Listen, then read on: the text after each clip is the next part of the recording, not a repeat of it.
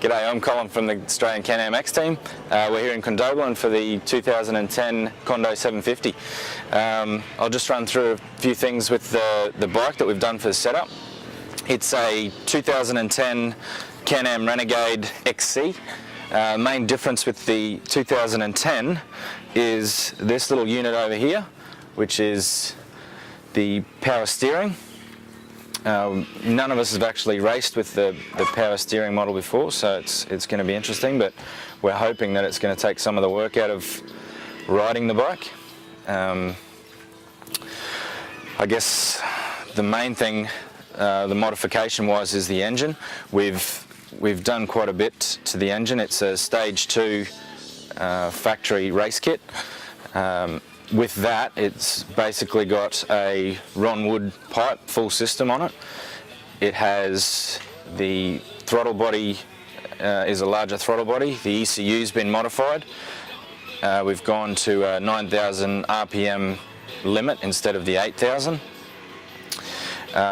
Different camshafts, which modify the exhaust lobe mainly. The other thing that we haven't really tested yet is speedo healer. Basically what the speedo healer does is it tricks the ECU into thinking that the bike's going slower than it really is, because they're speed limited. So we haven't tested it just yet, but we're hoping that we're going to get probably around the 145 mark, which is good in this kind of race because there's a lot of open stuff. So that's the aim anyway. We'll test it later on when we're allowed to go out and actually dial in the trip meter and check it with the GPS.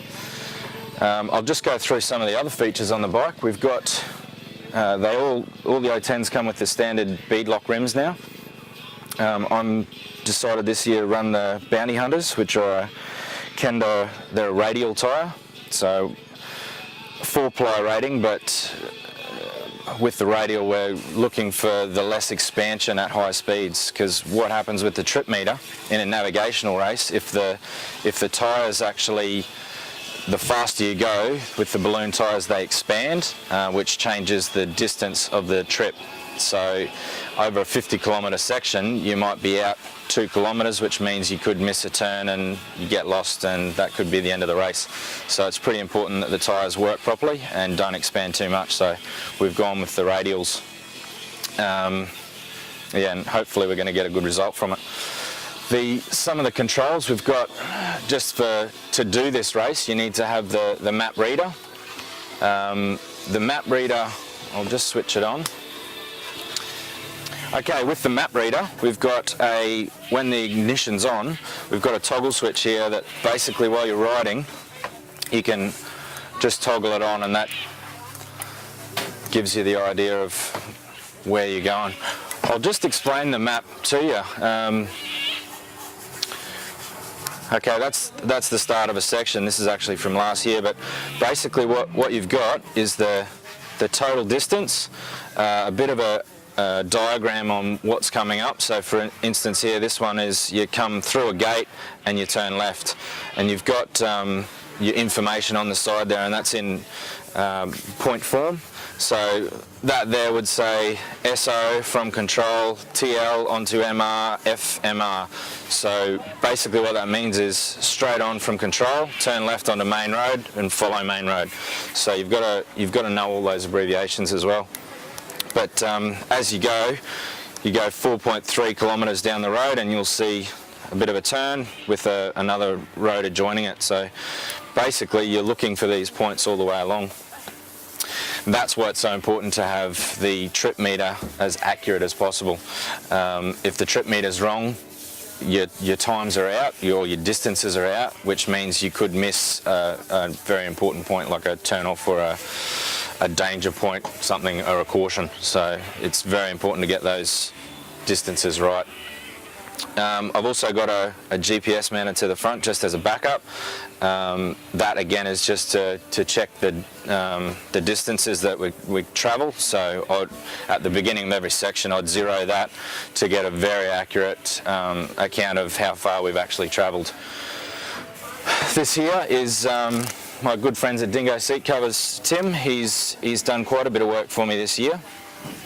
This is to put your time card in. Works very well. Everything's nice and safe because a big part of the race is having that time card.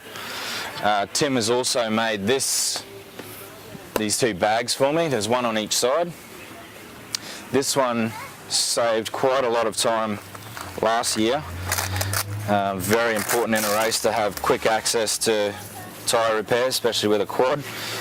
So we use the big super CO2 refills, basically enough CO2 in one of those to do a quad tyre in itself. So if you get a flat, which last year I had 2 on the left hand side of the bike, so I could turn really well to the left but not to the right, but basically jump off the bike, rip that open, find the leak, and you're back in business in under a minute pretty much.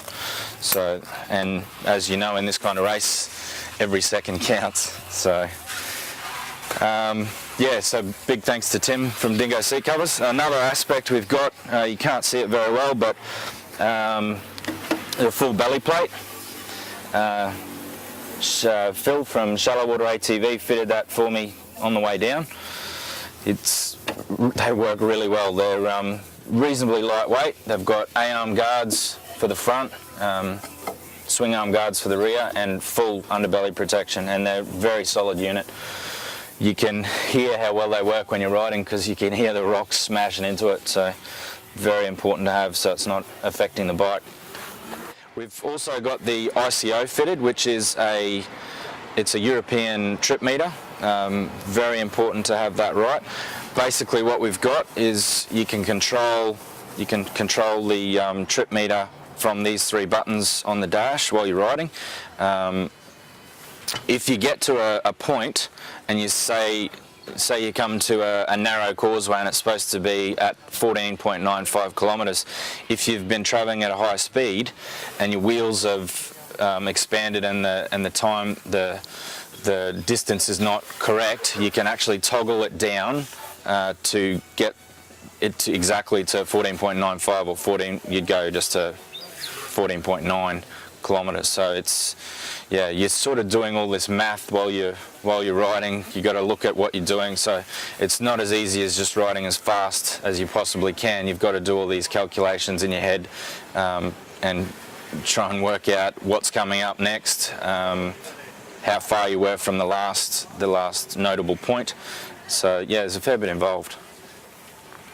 Another modification I've done after some extensive work with Bullet last season, we've actually, the standard battery that comes with them is a 20 lbs, which generally stick out about here, and they're a fairly heavy battery. We've modified it to less than half the size, which is obviously less than half the weight. And these little fiberglass matte batteries are brilliant. It's a BTX7U fiberglass technology, so that there's no fluid in there. It's all it's basically the latest technology in batteries, but nice and light and half the size. So you don't want too much weight over the back of the rear wheels or behind the rear wheels. So that's another modification that changes the feel of the bike, but works really well. Foot pegs, I get a lot of shit about my foot pegs. There's something to do with either having short legs or getting the bike up a bit higher. One of the big things with the Can-Am, the seat is beautiful. It's like a lounge chair. But basically, other than having your feet down low, I really like to have them up a lot higher so you can hang right off the bike. The seats on these are very wide, very comfortable. But yeah, the foot pegs are great too if they're up a bit higher. You're just short, Colin. Yeah, I've heard that too. You're a little man.